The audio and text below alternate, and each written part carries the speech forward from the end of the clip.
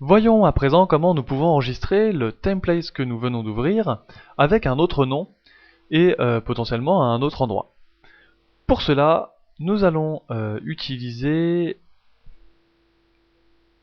ici le WK du template facture et le .saveas que nous allons faire suivre par un espace et entre ces guillemets mettre le chemin d'accès au fichier et surtout où nous souhaitons l'enregistrer.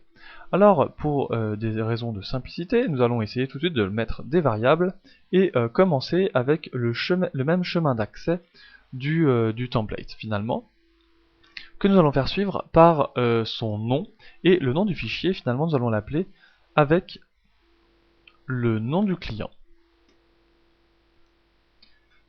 Et nous allons finir par l'extension que nous allons appeler .xlsb.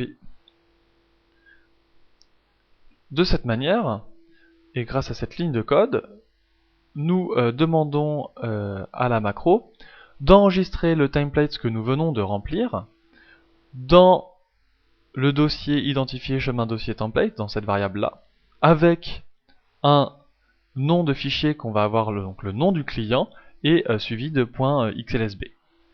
C'est-à-dire que par exemple si je prends uluberlujean, ce sera enregistré dans le chemin du dossier template sous uluberlujean.xlsb.